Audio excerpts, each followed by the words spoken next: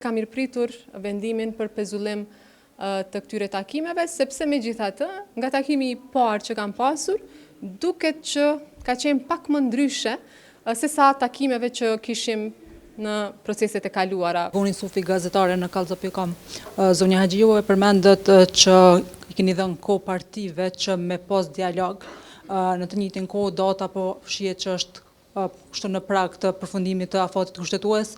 Megjithatë, ne nuk kemi pa takime që 14 ditë mes partive, të pak në anën tjetër që LDK-ja është me probleme të brendshme, ndërsa për PDK-n sipas kryetarit të PDK-s nuk ka pasur ofertë.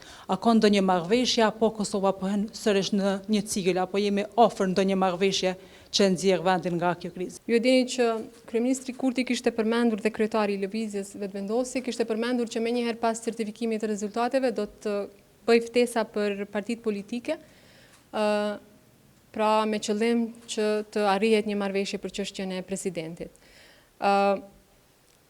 Kanë qenë vetëm 2 takime, siç e përmenda. PDK-ja përmes zotit Hamza ka dhënë qëndrimet sa i përket vijimësisë së këtij procesi, ndërsa LDK-ja i ka pezulluar takimet për shkak të problemeve të brendshme. Natyrisht unë nuk merrem me problemet e brendshme të partive politike, janë të tyre, por duhet ta kemi parasysh që ne kemi afate kushtetuese për cilat duhet të veprojmë. Prandaj edhe nuk e ka mirëpritur vendimin për pezullim të këtyre takimeve, sepse megjithatë, nga takimi i parë që kam pasur, duket që ka qenë pak më ndryshe se sa takimeve që kishim në proceset e kaluara, në përpjekjen e asaj kohe për të zgjedhur, për të pasur një marrëveshje për zgjedhjen e presidentit.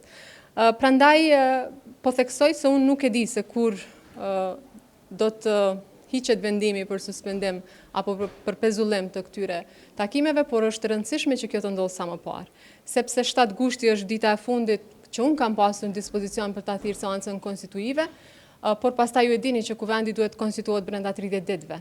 E pastaj pas konstituimit i kemi 60 ditë për të zgjedhur presidentin. Prandaj nuk kemi kohë për të humbur dhe i gjithë fokusi duhet të jetë te takimet dhe tek përpjekja serioze, jo vetëm takime që nuk prodhojnë asnjë rezultat, por takime serioze dhe konsiderim i ofertave që mund të propozohen në këtë rast nga kryeministri Kurti apo kryetari i lëvizjes vetëvendosje. Nuk më takon që të flas për pozicionimet e të tjera si këto, si ushtruese detyrës së presidentës, sidomos në këtë hapësirë në të cilën jam, unë mirë pres takimet, pres që ato të vazhdojnë sa më parë në mënyrë që të prodhojnë një marrëveshje për tejkalimin e situatës dhe për zgjedhjen e presidentit, sepse siç e dini na duhen 2/3 e deputetëve.